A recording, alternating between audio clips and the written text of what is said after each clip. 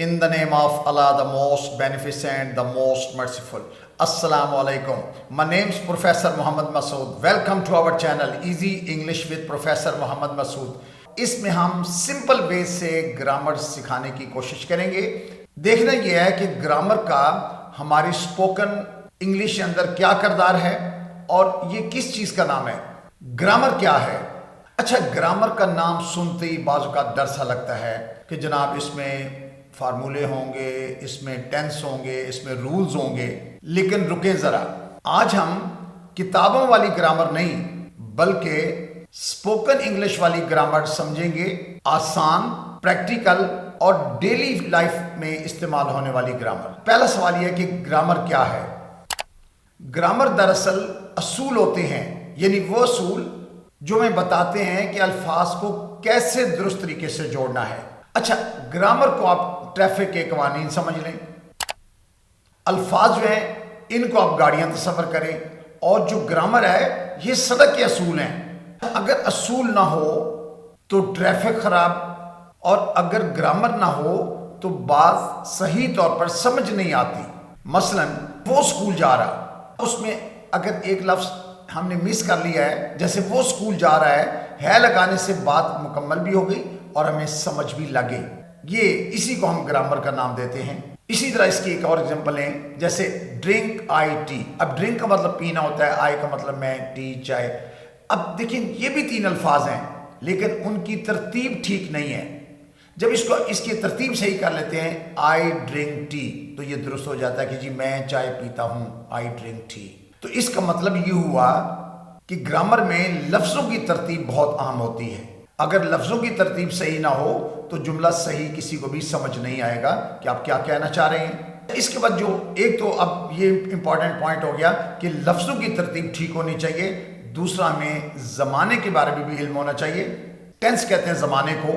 Spoken English में 3 tense ही काफ़ी होते हैं।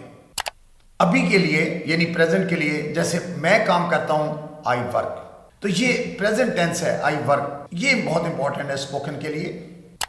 पास्ट के लिए आई वर्कड, यानी पहले जो काम पहले हो चुका है उसके लिए हमने सब्जेक्ट के बाद वर्ब की सेकंड फॉर्म यूज करते हैं, तो ये सिंपल पास्ट टेंस बनता है। इसके बाद आने वाले काल के लिए, बाद में के लिए आई विल वर्क, यानी मैं काम करता हूं, ये प्रेजेंट की बात हो रही है, आई वर्क। मैं काम करता था, आई वर्कड, ये पहले की बात हो रही है। या मैं बाद में यानी काम करूंगा, आई विल वर्क। तो ये टेंसेस का तीनों प्रेजेंट, पास्ट, फ्यूचर, यानी 3 टेंस का आना ज़रूरी है और ये ग्रामर का हिस्सा है।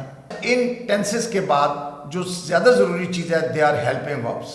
हेल्पिंग वर्ब्स यानी जो मेन वर्ब है उसके साथ हम कोई इमदादी फेल इस्तेमाल करते हैं, जैसे कि इज़, इसका मतलब है होता है, एम, हूँ, आर, हैं, वॉज, था, वर, थे, डू, करना, डज, ये थर्ड पर्सन सिंगुलर के साथ यूज करते हैं। ये मैं आगे चल के एक्सप्लेन करूंगा।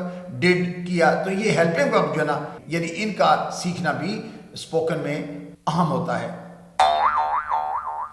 मसलन आई टायर्ड।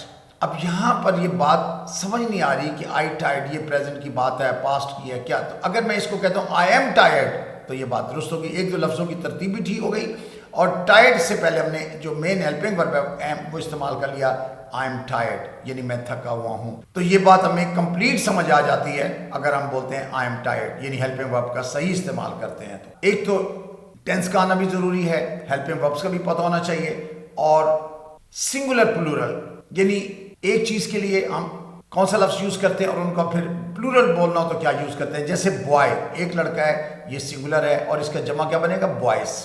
गर्ल, एक लड़की है, गर्ल्स, यानी ज्यादा लड़कियां हैं, तो ये इसका प्लूरल है।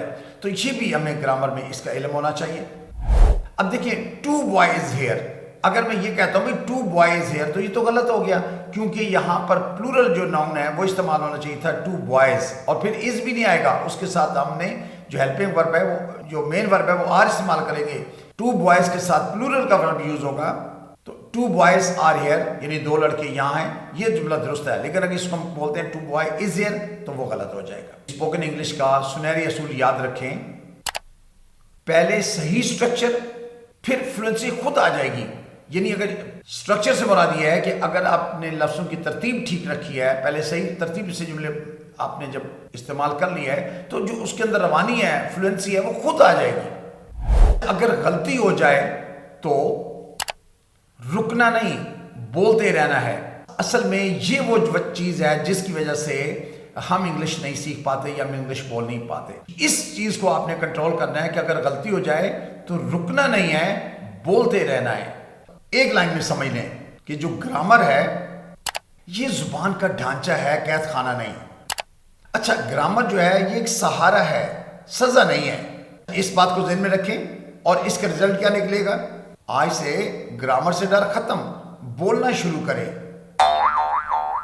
پہلے بولیں، بعد میں درست کریں۔ So I think that's enough for today. Thank you very much. Wish you best of luck. Take care. Goodbye for now.